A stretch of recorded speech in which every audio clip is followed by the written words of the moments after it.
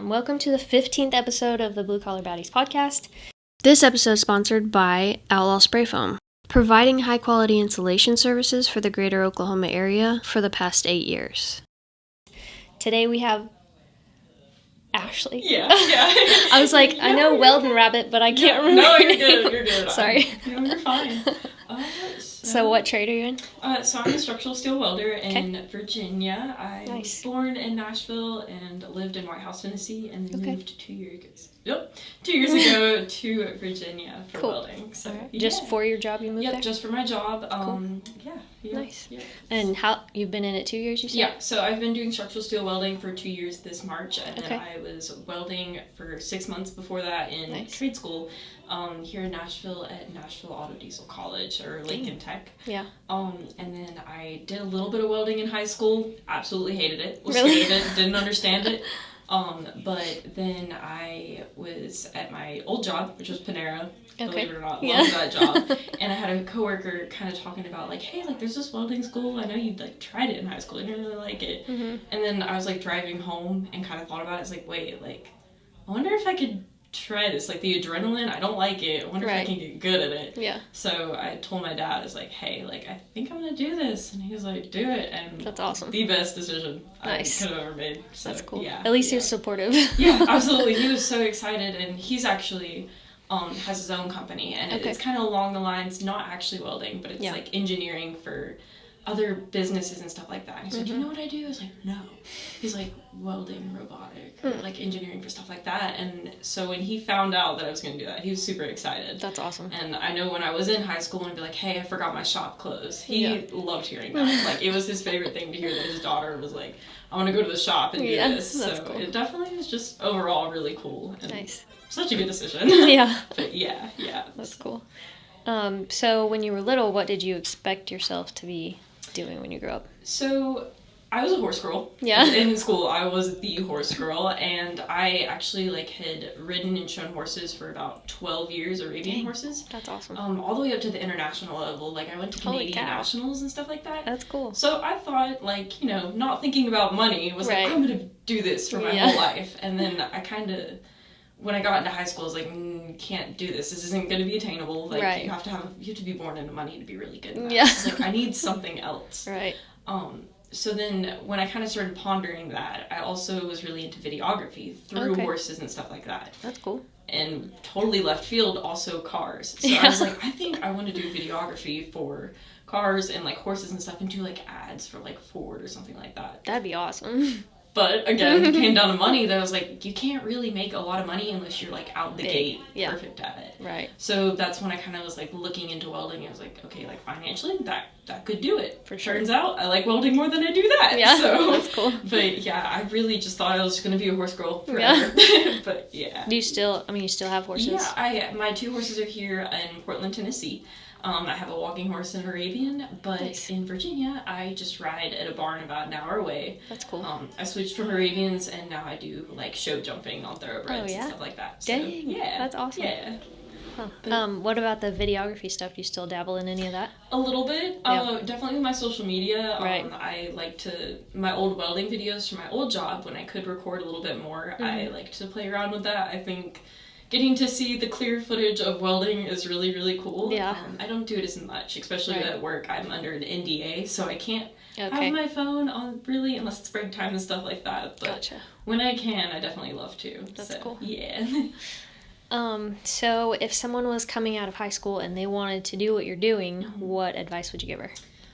I almost want to say you can go to trade school. If you don't have any experience, it's a good way to get into it. I had never even touched a grinder, never really played with any of the tools, didn't know what I was doing, so it was a really good choice for me. But I would almost tell her, first things first, find maybe like an apprenticeship, because going in there, you're gonna learn the ins and outs. I feel like when I went to school, I graduated 6 months later, and when I got on the job site, I was like, wow, like I really don't know what I'm doing. I don't know what porosity is, I don't know what undercut is, and I feel like there was a disadvantage in school, being one of like 2 girls in my class.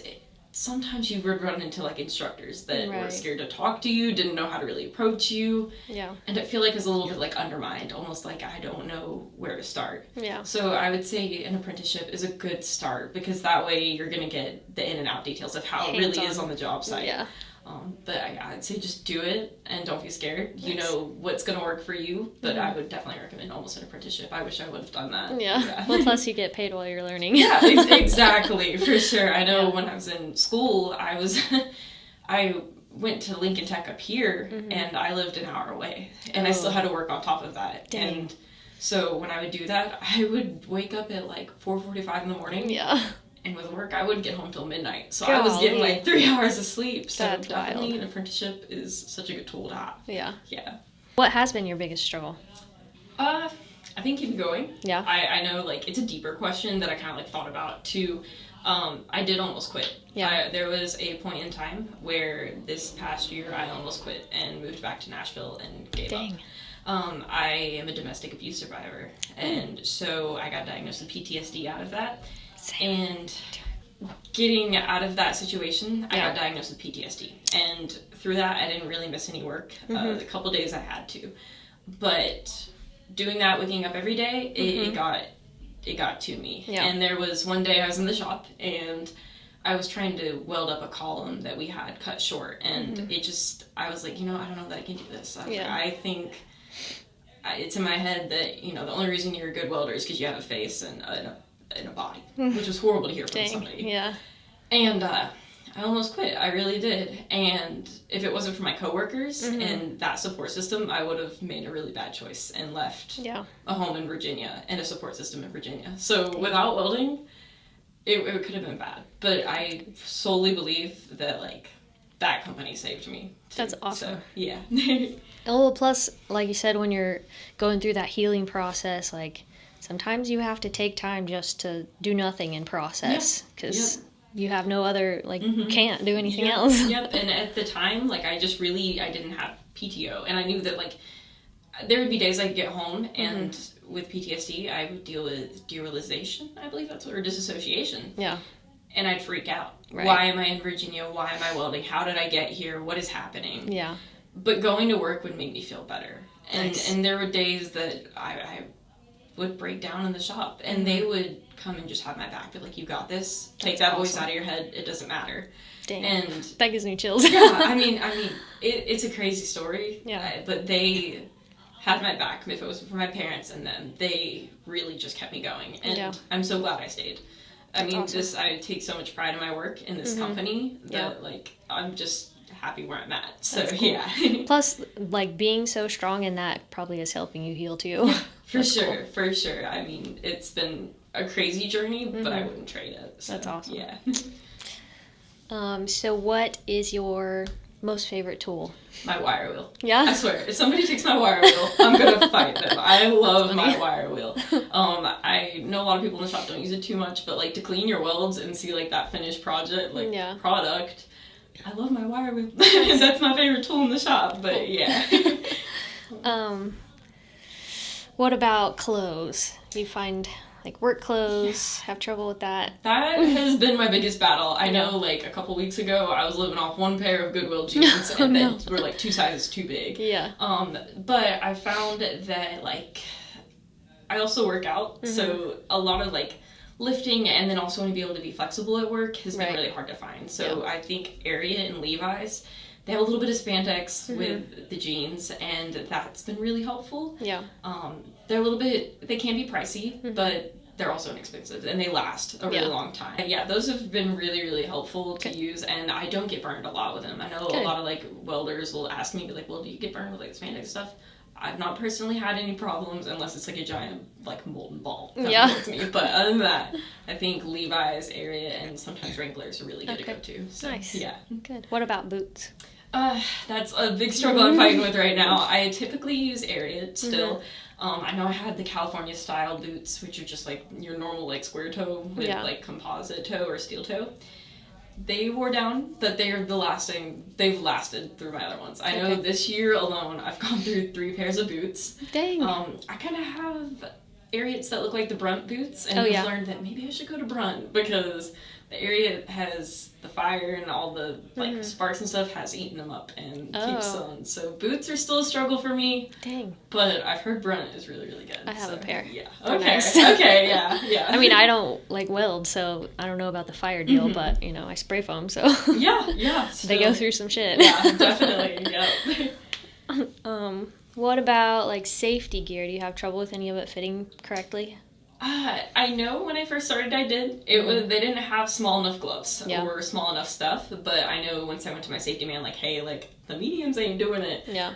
He was able to order smalls and kind of do that. I know that there are a couple shops, or not shops, but stores like Art Gas and all that, they will carry small enough. Okay. But I've definitely run into a few issues of it's just not fitting, or the gloves are too big, so like trying to operate a crane with gloves too big can be a little difficult. And dangerous, probably. Yeah. Oh yeah, definitely. Yeah.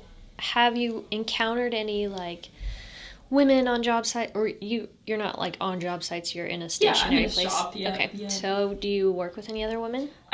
Not at the moment. Right now I'm on day shift. I'm the only girl in the shop. Okay. I know we have one starting that I previously worked at my old job, so I'm super excited to have her. That's good. Not really encountered any problems with women in the job site. I think I've actually encountered more issues with ladies outside the shop. So like at the end of the day, if I have to go to run to the store, like Target or something, I live in a really big college town. So I'm in my work clothes. I don't have makeup on. I don't look super cute. And so like I'll go to Target. I'm like, I need to go in and go get this.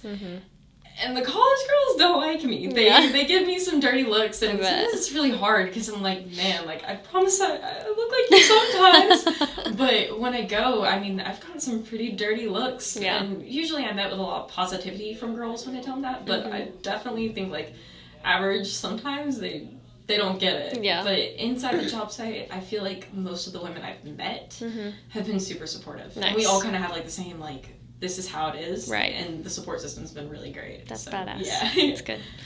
What about trouble from the boys on the job site? I think it kind of goes all over the place. So I've worked in 2 shops. I know my first job was really tough. Yeah. I know that, you know, going through some things outside of work kind of made it hard inside of work. Right. And I didn't really deal with a lot of issues there. Some sly comments or people dropping their numbers, which is weird. But it would be hard to hear how they would talk and talk about their wives or their girlfriends or just women in general. Right. That was really tough. I'd go home, I would break down. I'd have to like just really decompress, like, what is going on? Yeah. But my new job has shown me a totally different world. Good. These men are such good men. That's awesome. They talk about their wives highly. They care about each other. It feels like a family, like a support system.